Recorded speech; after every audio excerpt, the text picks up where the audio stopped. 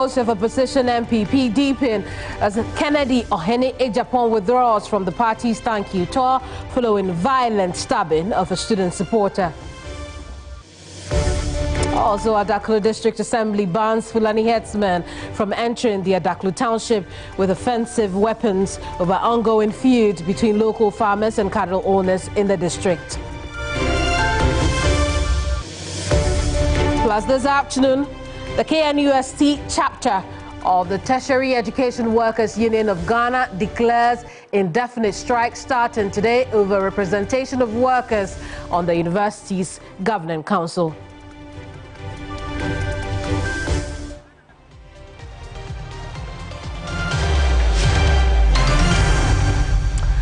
Those are the top stories. This is News Central, and I'm Kemeni Amano. The news starts right now.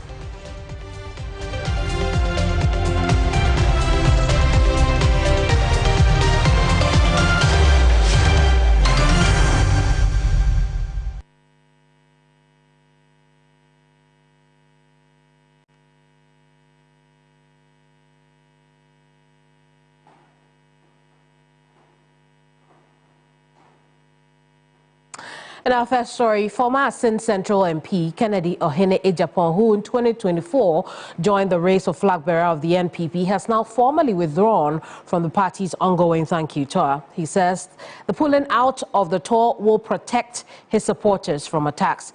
This decision follows the stabbing of a young student believed to be a Ken supporter in Kumasi last night over 1,000 cedi disagreement. The tour, which is expected to hit the party's stronghold of the Ashanti region, has now been hit with yet another controversy.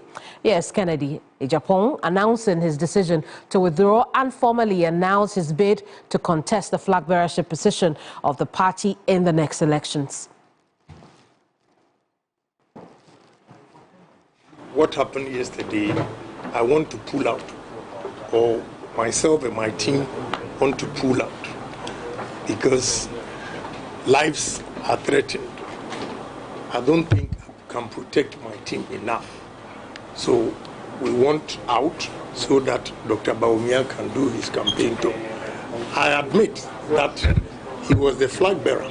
So if he's going round and for the sake of unity, he invites us and it turns out to be something different. I mean, we just have to stay away for them to do their own thing.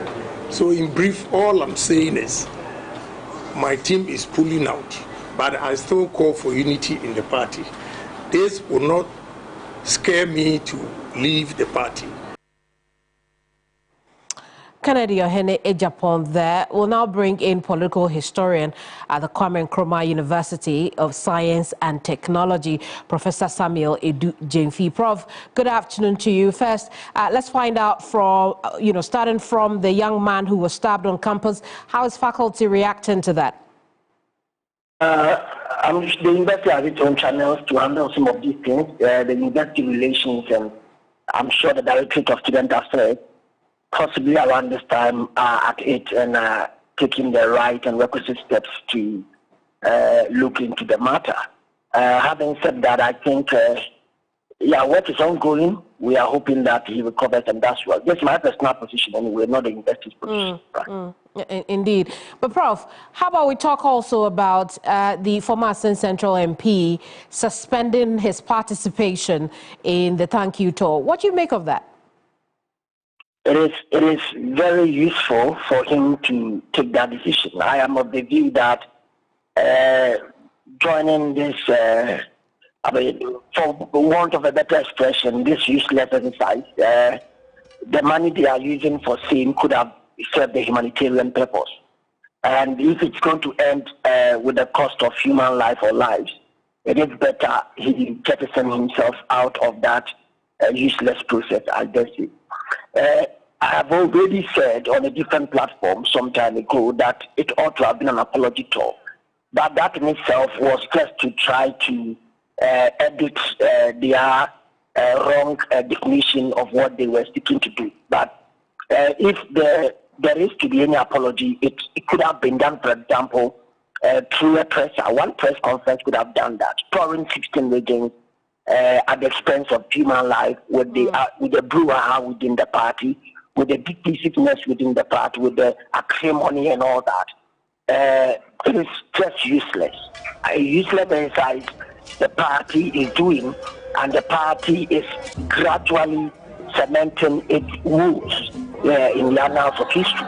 Remember, at least by the turn of 2015, up to 2016, we had heard of the story of Agyapong and Paul Agyapong, the overt attempt by Mr. Akufo-Addo, for example, to use divide and rule to control the party's successor. And he, Dr. Mahmoud Bawumia, became the running mate, went to contest twice, lost, third time won, 8 years in government, woefully performed, disappointed Ghanaians. Here we are, the MPP, it's a shadow of its former self. Instead of it to find ways of treating itself and recuperating, it is on a quick campaign tour, superintended by the candidate, former candidate Mahmoud Bawumia, His Excellency, former president. So it's quite a shame and disappointing, because the MPP are not paying attention to their own internal organic democratic arrangement. Absolutely. Which allows for catharsis, which allows for dissent, which allows for the best candidate to lead when it comes to the time for same to be done. I see. So today, whatever is happening is not an exercise in support of the MPP. It is an exercise in support of some actors or individuals within the party. I see. So, Prof, do you then agree with the sessions that the thank you tour was a bad idea, and perhaps the withdrawal of Kennedy Agyapong is a sign that the entire exercise should be called off, at least at this time? I've always said that. I mean, from day one, when I started commenting on this particular issue, I think, in my view, that it's a useless exercise. I mean, I'm just trying to emphasize that, right? There is no need for them to be going around the 16 regions. We are blessed with technology, blessed with the internet, social media, blessed with electronic media, radio, television, blessed with the print media. It is absolutely a campaign tour for Dr. Mahmoud Bawumia and those party leaders who went to election and lost woefully. It's their exercise today. I've heard you say twice that you think it's a campaign tour for the former flag bearer of the party. Why so? It's quite obvious, isn't it? What is it to thank people about? That you promised them heaven and gave them hell? Is that what you are going to thank them? I mean, customarily, as a people, when you err, right? I mean, you don't even beat your chest. You put your two hands on your head and wail and say that I am guilty. I'm guilty. There should be a rising chorus of mea culpa, admission of guilt. And when you have done that, you go back to do your exercise quietly and peaceably. Look, the former member of the MPP, what is his name? And all the other persons we've mentioned in the past, they are all members of the MPP. You can take a cue from the NDC. Guzitano left the NDC some time ago. Rollins left some time ago. But these people are now still members of the NDC. That is the point I am making. The MPP must have an introspection. They should reflect on their own future and go back to the drawing board to rebuild than to be on an everyday campaign exercise, which may end up in the cost of human life. Absolutely. So, Prof, going back to the drawing board, doing that introspection, will it begin with the release of the findings of the Michael Quay report? I am not going to be quick to say that I have read or studied the report. Whether the one that is said to have been written in Kumasi and Professor Quay's report, I have not had the opportunity to study that report, so I will not be fair to the report. But having said that, they may mislead in many respects if those who wrote those reports, for example, have personal interests. You see, the MPP needs a committee of centrists, individuals who do not tilt toward the left or to the right. in terms of the blocks or units that have subsisted in the party for some time due to lack of conciliatory posture of Mr. Akufo-Addo, His Excellency, the former president. So if you have individuals writing a report, their personal bias may speak to it. Sometimes, I mean, if they have not really engaged the broader electoral college in the strictest sense of it, but rather have engaged those who support the status quo, definitely the report will speak to a certain narrative. Now, what I'm trying to say is that the MPP needs an independent committee. That committee that will have members who do not, behave like, if you like, post soldiers or, if you like, apparatchiks of individuals or actors. But they must be those individuals who come to the table to investigate, to query, and to quiz the party itself, and not to give praise to any other side, and to call a spade in many ways, to also further call for catharsis, where individuals who have been hurt within the party historically would have the opportunity to come to the table. I do not think that the current committee's report, among other reports, may speak to that in the strictest sense. However, I do not have the locus, among other things, to say that they will not work with their own document. Indeed, Prof, I'm afraid this is all we have time for, but thank you so much for talking to us. Professor Samuel Edujemfi is a political historian. Now, the KNUST, we'll move on to some other issues now. The KNUST chapter of the Tertiary Education Workers Union of Ghana has announced an indefinite strike beginning today. The industrial action follows the refusal of the Ghana Tertiary Education Commission to recognize it as the majority union representing workers on the University Governing Council. Now, the group is accusing GTEC of undermining union democracy by appointing rival union TEWU over TEWU-GH, despite their large membership numbers. Now, TEWU-GH claims GTEC's decision violates labor norms, as union representation should reflect the majority's choice.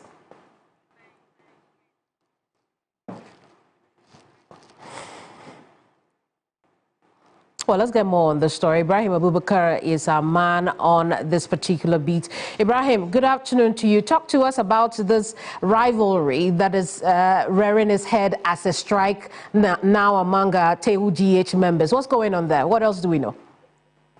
Well, Kamini, we do know that since the breaking away of TEWU-GH from TEWU-TUC a year ago, we've had these controversies around. And at the KNUST management or governing council, we used to have a TEWU representative, which used to be the TEWU-TUC. But then with the breakaway of TEWU-GH, they had majority of the members. Currently, you come to KNUST, you realize that TEWU Ghana has over 700 membership and TEWU-TUC have a little over 100 of membership. And they are saying that since they formed the majority, they have to represent TEWU on the governing council. In fact, the governing council has been formed with the exception of representative of TEWU for almost a year now because of this back and forth. And GTEC had to step in saying that they wanted to conduct all their investigation to make sure that at the end of the day, the representative that they choose will reflect what the majority is yearning for, so that they'll be able to prevent some of these industrial action. But they said just 2 days ago, they overheard that a representative have been elected to represent TEWU on the governing council, and this member is from TEWU-TUC, and this is something that they are not happy with, and they are saying that they will not allow the governing council to go ahead and put this representative on it. So for now, they have decided to take that initial step of withdrawing all their services from the campus. Fortunately, students are on vacation, so it wouldn't have impact on students. But then you see, when it comes to TEWU, their members, they form the security, they form the cleaners, those who are washing the place. So administratively, it is likely going to impact the work of the university. Let's listen to what the chairman of the TEWU-TUC KNUST chapter, Charles Atta, has been telling us. GTEC decision to recognize a minority union, TEWU over majority union, TEWU Ghana, is unjustifiable, biased, and undemocratic. This action amounts to cheating and undermines labor freedom and collective bargaining rights protected by the Labor Act 203, Act 651, and the 1992 Constitution. We are baffled that GTEC, a regulatory body whose mandate includes promoting equity, quality, and fairness in tertiary education governance, would involve itself in such an unwarranted and illegitimate decision. This is not just about KNUST. It sets a dangerous precedent for all public universities in Ghana and risk escalating unnecessary tensions on campuses. The voice of the majority cannot be sidelined by administrative bias until and unless Director General of GTEC reverses this unjust decision. TEWU Ghana, KNUST local, hereby declared an indefinite strike effective today, Wednesday, 30th April 2025.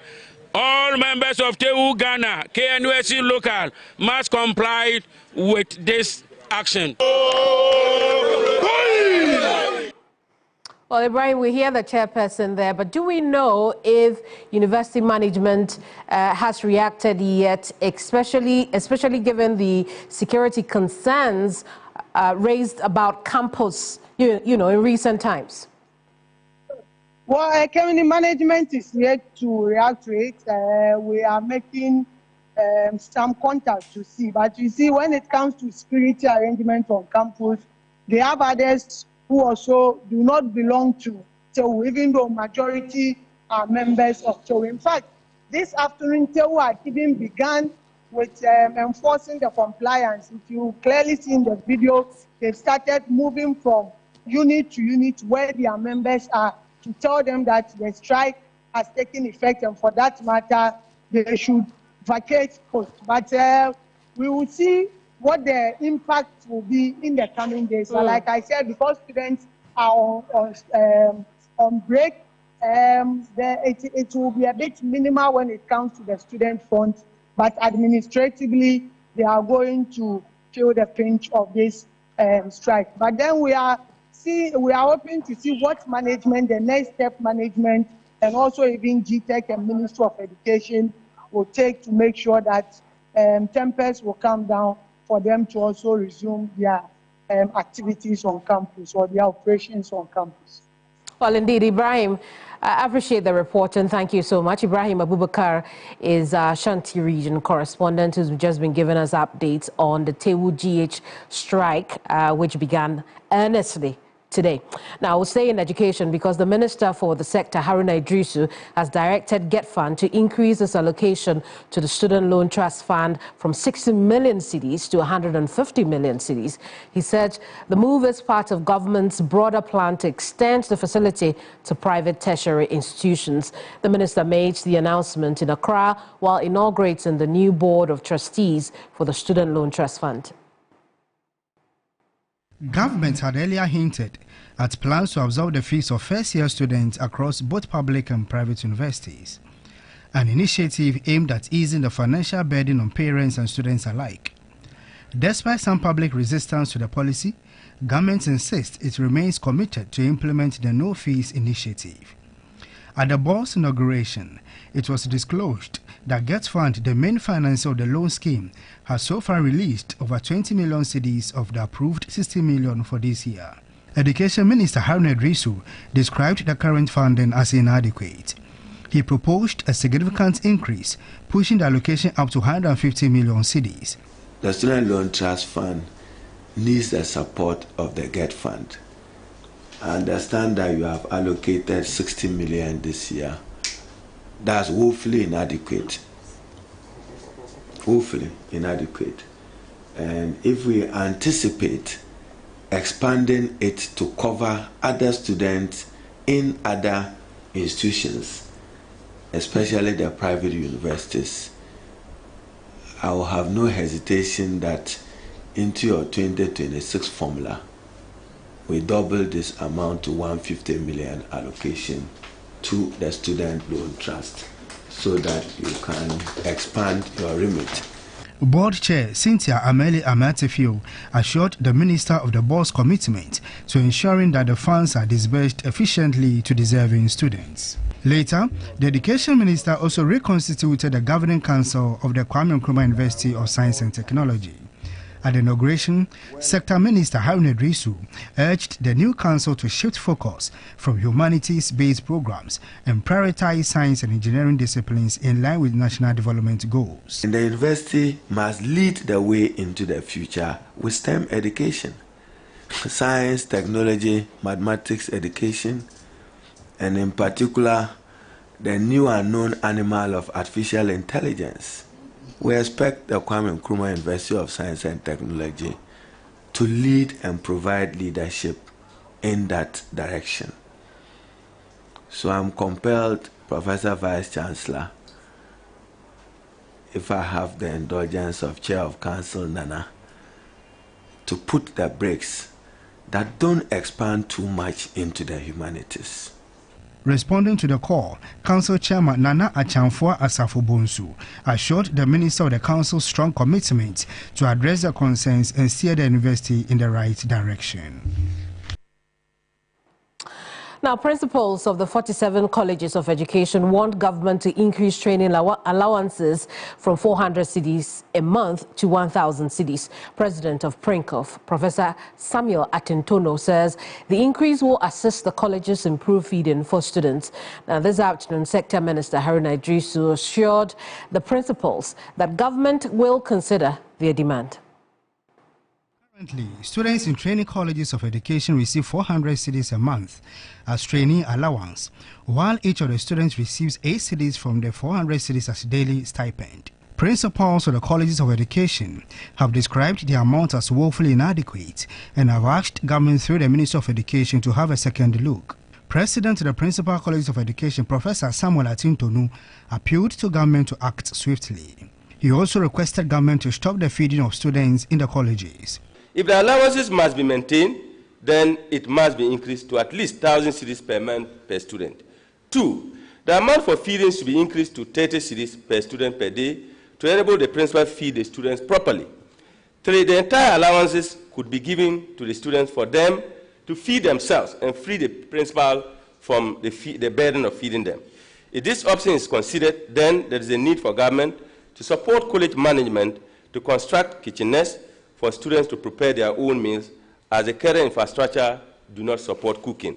Sector Minister of Education Haruna Idrisu assured the principals. The statistical service will be engaged by the Ministry of Education, supported by GET Fund, to undertake a means test in Ghana's public tertiary institutions. Then after that, I'll scale it down to the senior high school level, so that even if it's not me, some minister for education tomorrow will have an informed data to make an informed decision which will secure the future of this country when it comes to who deserves what help and who deserves government support when in the provision of quality education. In a related development, the principals appealed to government to facilitate conclusion on their conditions of service. They also tabled before government the need to provide vehicles to principals and earmark funds for infrastructural development. Haruna Idrisu assured them of securing support from the GET Fund to complete at least 10 abandoned GET Fund projects in the colleges of education. Now to the courts, where an Accra Circuit Court has remanded 4 persons into the custody of the Narcotics Control Commission for their alleged involvement in an attempt to transport narcotics drugs at the Kotoka International Airport on April 23rd. The 4, Garba Soli, Josiah Baini, Emmanuel Minta, and Kwabena Ampofu Anti, have been charged with attempted exportation of narcotics without license, conspiracy to commit crime, possession of narcotics drugs without lawful authority, and conspiracy to commit crime.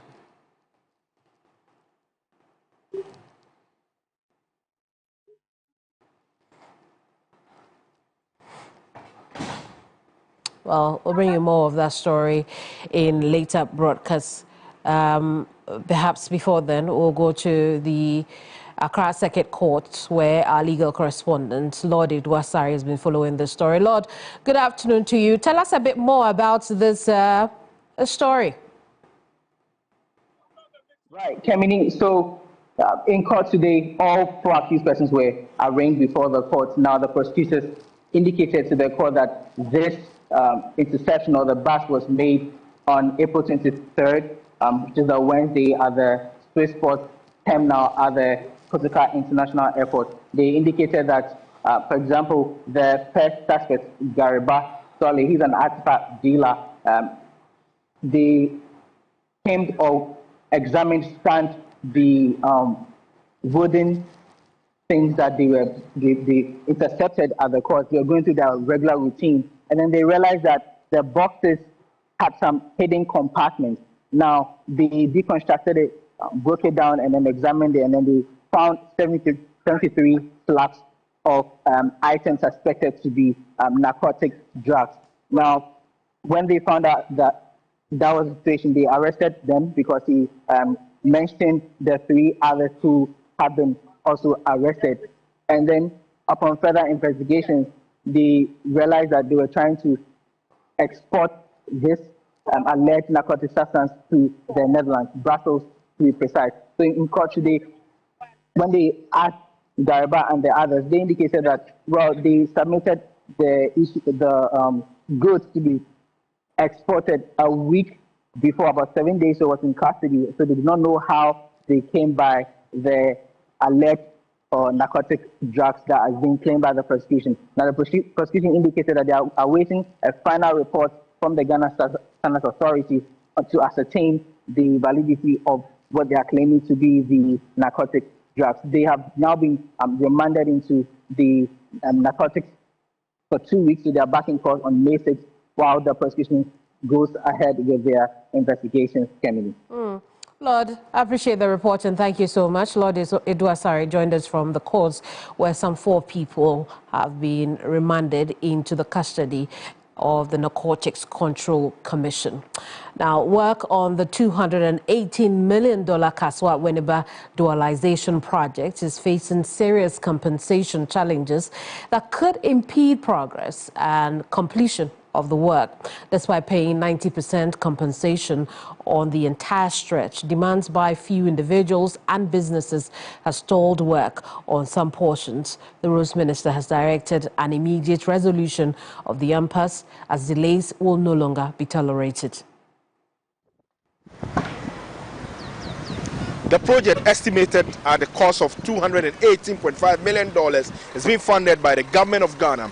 Completion is expected in 3 years after work commenced in March 2024. It remains a significant dualization project that will open up the transnational highway. The construction of the 30-kilometer road in all involves service roads, the construction of interchanges at Budumburam, Ewutu, Breku, Akoti Junction, as well as a flyover at Sapato.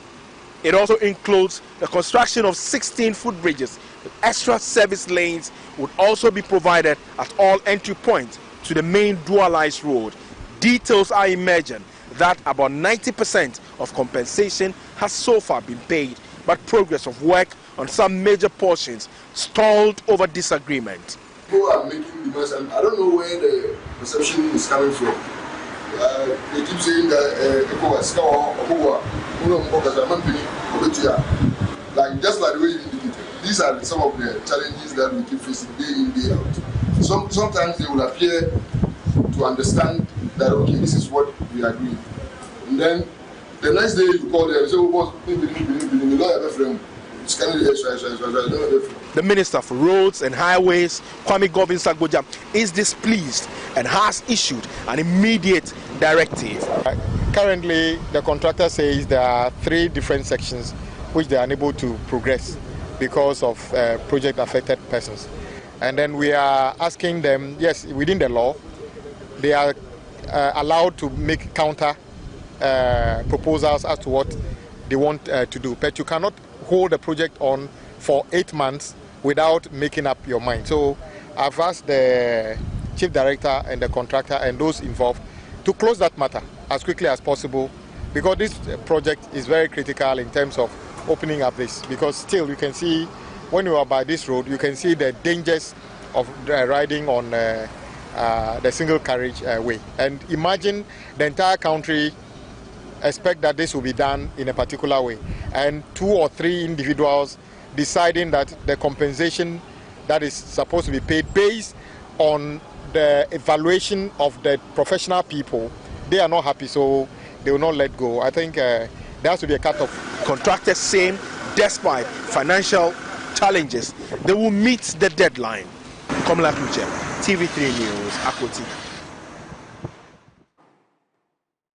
Kamla Kluche with that report. You're watching News Central live on TV3. We'll take a quick break. When we come back, we'll bring you more stories. Don't go away.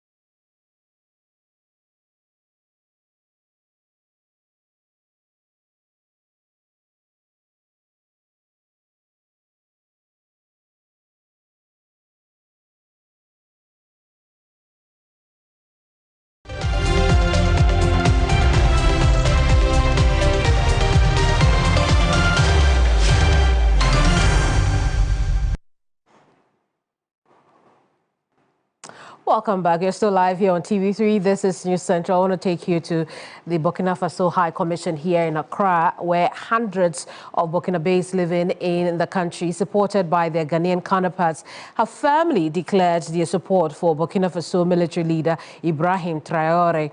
For these passionate individuals, Ibrahim's leadership is what the continent has been lacking over the years, seizing the opportunity to warn the West to take their hands off Africa. Ibrahim Traoré has faced stiff opposition to his takeover and reforms by the Western world, leading to simultaneous solidarity marches in various countries. Let's go down now and bring you the very latest. George Queenan is our man on the ground. George, good afternoon to you. What more can you tell us? Kamini, thanks so much for having me. We are coming to you live from the Burkina Faso Embassy here at Asalam in Accra. And right now, Burkinabés living in Ghana, supported by their Ghanaian counterparts. And this is the aftermath of the protest and solidarity of the leadership of the Burkina Faso leader, that's Ibrahim Traoré. And I would want to engage some of these protesters, and I want to know how far they want to go with it, because for them, enough is enough. They are actually going to, use their last breath to protect the Israeli leader. For them, this is the kind of leadership that most leaders on the continent have been lacking over the years. And so he is here more like a reincarnated person who is actually leading the vision, according to my brother here. And so for me, I want to know how far would you want to go with this to ensure that the longevity of the leadership of sorry, I think that's no retreat, no surrender. No retreat, no surrender is what we are saying as African youth. We have seen the repetition of how they always make sure that they do their thing. They will first start sending the message and use the media to send message out there that we are actually becoming a tyrant to your people. And before that, they will start laying things groundly to make sure that by the time the people swallow that pill of lies about their leader, then when they start using the back gates, they will start entering from the front. And we are saying this to them that enough is enough. We are not going to sit back and allow this to continue. We have seen how they did it years ago. We have read the history, and we are never going to allow this to happen. They did that to Omar Gaddafi. Recently, I can't mention those that we never saw. Those are the ones that we read in history. Kwame Nkrumah, the same person that was actually trying to liberate the minds of the people and revolutionize the continent for we to believe in ourselves and come together. In fact, it wasn't just even after independence. Before and after, he has stood up for the unification of Africa and made that statement that our independence means nothing to him unless it is linked with the total liberation of Africa. We never believed it. Today, we have had a leader who is actually blowing the trumpet of those people, the fort bearers who... But I don't really concerned about how it came. I'm coming. You're not concerned about that? No, I'm coming. You see, let us not, as media, sometimes let it look as if we are against what we are saying. Even most of us as media support what he's doing. Yes. We need leaders in Africa, not tyrants. We don't need, puppets. We don't need stooges. We don't need people who come in the name of coming to, be there for the people. But when they claim the office we give to them, they rise on our shoulders and let us know that we are slaves in the modern days of no slavery. But let me chip in this. Whether he came out of whatever you might call it, he is actually serving the people. Yes. And if that is why we call it data, and that is what we need in Africa. Everything is clear. At a point in time, you see that he's putting some things in place, good policies in place. But there's some more concern the fact that since we plan to the fact, we need some sort of funds later on. I don't know if you were some of these comments. See, so, you're talking about funds. The fact is, maybe from tertiary education, this is free. I'm coming.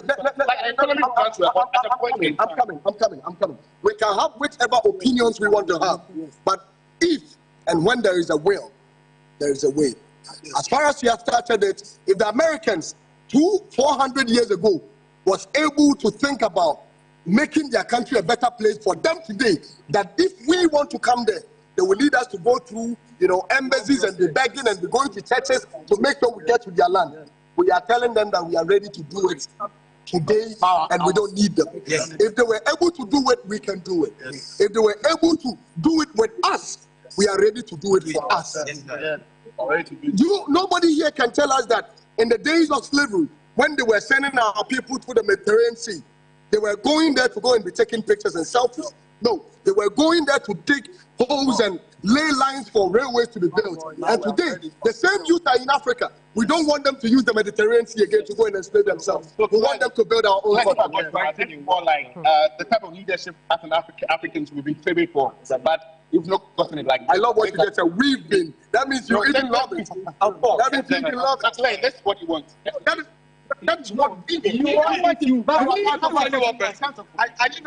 how to phrase that after independence of Burkina Faso. Of all the well, George, I'm afraid we'll leave it here for now, but thank you so much for the reporting. Next is Regional Hub.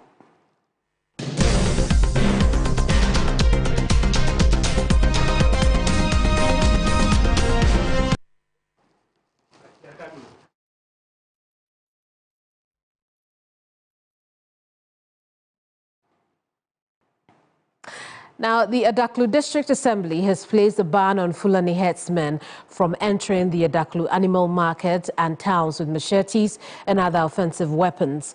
This directive comes in the wake of a growing feud between local farmers and cattle owners in the district.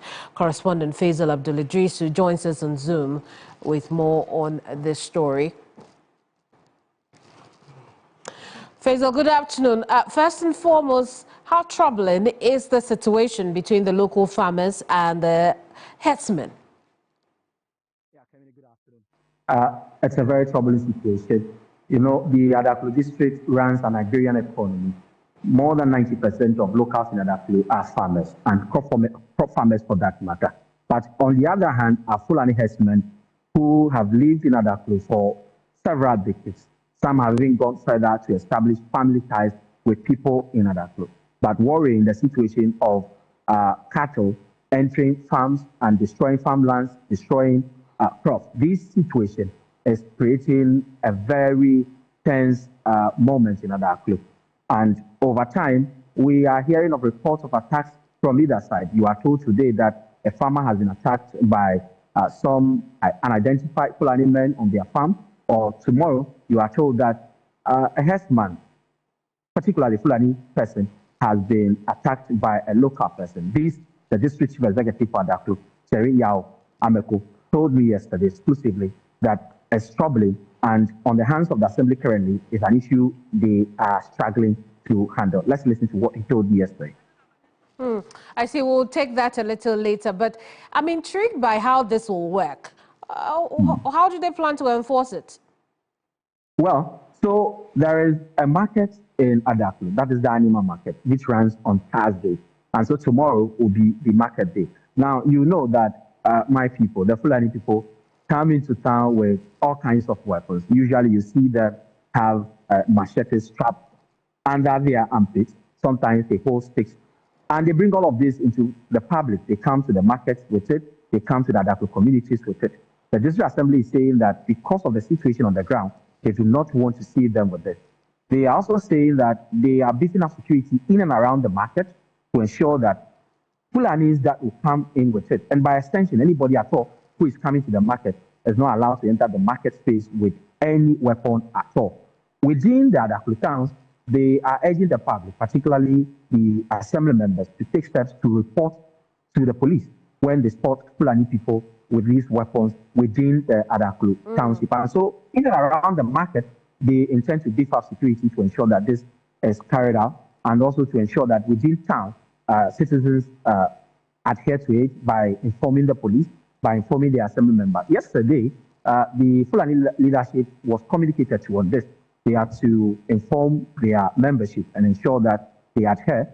The assembly members have also been told to carry this message to the towns and inform their people that this is the Indeed, Faisal, Winneba here. Thank you so much for reporting.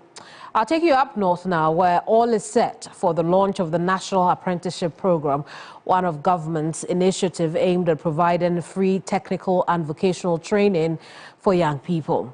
President Mahama will launch the program at the Tamale campus of the University of Development Studies under the auspices of the National Youth Authority. Christopher Marco is our man on the ground, bringing him on now with the very latest. Chris, what time is the program expected to commence? I see a crowd behind you already.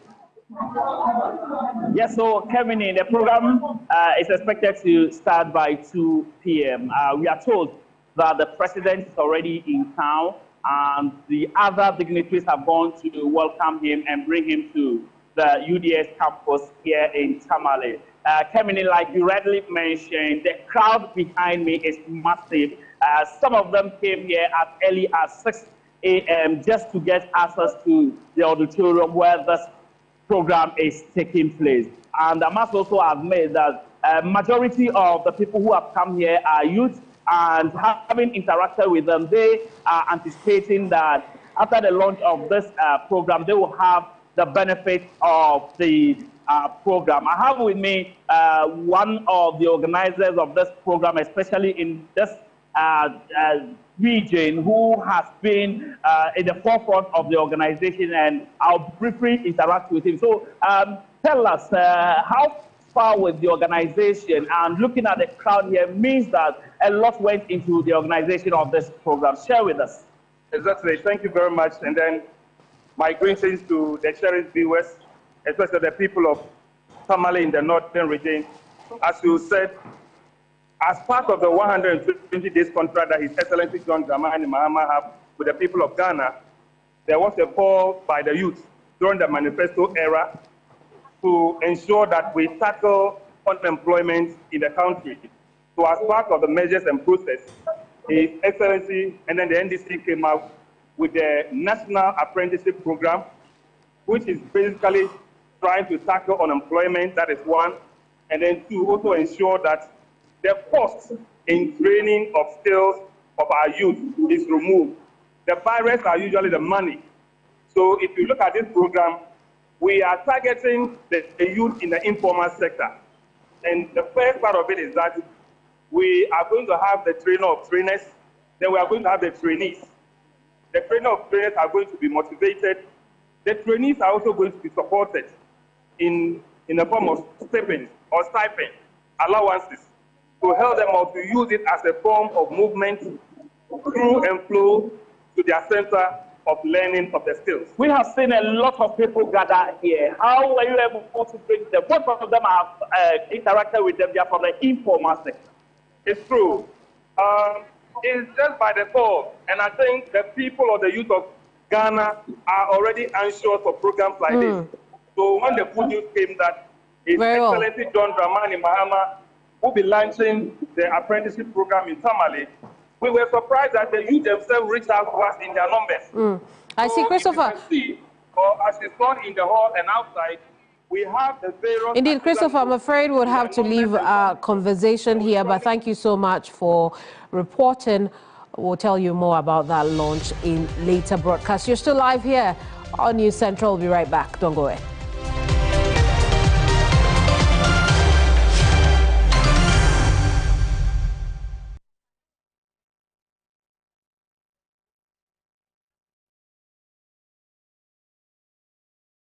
Remember Valentine's Day.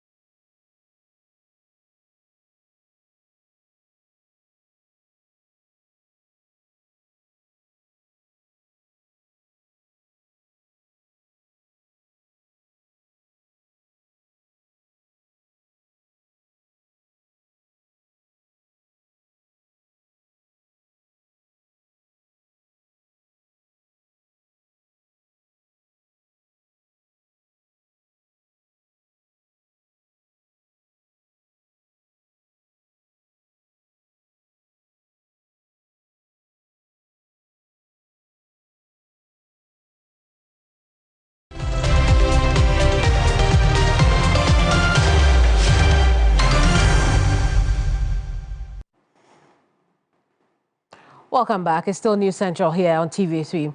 Now, this afternoon, chaos erupted as Assembly members of Ayawaso West reject the president's nominee to the position of MCE. Dr. Michael Mensah obtained 9 yes votes out of 19. Assembly members aligned to the rejected. The Assembly members rejected the nominee, infuriated by the rejected sparked chaos. Well, let's get more understanding of the story. Stanley Niblo is the one covering it for us. Stanley, talk to us about this. What really led to the chaos? So, Kemini, let me start by saying that today has been scheduled for the confirmation of 3 of the MMC positions in the Greater Accra region. So the first batch of the nominees, the president's nominees, are supposed to be confirmed today. So the first MMDA that we actually visited was Ayawaso West, where Dr. Michael Mensah was to be confirmed by the 19 assembly members. Out of the 19 assembly members who partook actually in the process to confirm him, 13 of them were elected assembly members, and then 6 of them were government appointees. And the doctor, which is the president's nominee, was supposed to garner about 2/3 of the votes cast by the assembly members to enable him be confirmed. But at the end of the voting process, he was able to garner only 9 yes votes out of the 19, which means that the assembly members actually rejected his nomination or his candidature. So at the end of the voting process, the supporters or the assembly members who were deemed to be NDC members, who were also in support of the candidature of the rejected MMDC nominee, actually weren't pleased with the outcome of the election. And so they decided to hold everybody hostage in the auditorium, and there was how come the chaos was able to erupt in the auditorium. And so all the NPP, all the members that they suspected that they voted no against the president's nominee were held hostage in the auditorium. And so they were not able to come out because they were told that when they are able to escape or they exit the auditorium and they come out, they are going to actually manhandle them. And so they were able to hold on and then sat in the auditorium for some time. But currently, as I speak, but let me also add that the Greater Accra Regional Minister was there in person to actually superintend over the entire process, because according to her, the president has actually asked her to superintend over the exercise to keep the assembly members in line. So for that matter, yesterday, the president nominee and the Greater Accra Regional Minister were able to meet the assembly members ahead of today's exercise, but that did not yield any positive result. I see, Stanley, how was this resolved? So actually, the situation wasn't resolved before we left for Ayawaso Central. Currently, we are in the Ayawaso Central, and the assembly members were still in the chaotic mode over there. But the way forward is that today, now that the president nominee has been rejected, he has 2 more attempts for the assembly members to vote for him. So the entire architecture of the assembly are going to go back to the drawing board and fix another voting day for the second opportunity to be given to the people to come back and vote again. I see, Stanley, thank you so much for reporting. Let's take a listen to the Greater Accra Regional Minister while she was at the voting exercise. I mean, this is the first place, so we don't want any disgrace. We beg you. Give him 100%. And like I said yesterday, we engage everybody, the nominee and the government appointees. We said something. This is a directive from His Excellency John Dramani Mahama. They said we should number all the appointees, their ballot papers. And so that is why I'm here to do so. And so any government appointee, when they give you, we know you are taking number 1, you are taking number 2, number 3, number 4. I know you have 6 appointees here. And it's your mandate. I mean, you have to confirm the president nominee. That is why you are here, to confirm him. So whatever it is, please, we are begging that you don't disgrace us. We want a peaceful confirmation, and then at the end of the day, we know that our nominee will be confirmed. Thank you so much. Oh, the regional minister there bringing it close to our broadcast today, but more of that chaos that broke out at the voting exercise in Ayawaso West Wuogon in later broadcasts, but also join us on 3news.com for the very latest on that incident. I am Kemini Amano. More news coming your way later. Bye-bye.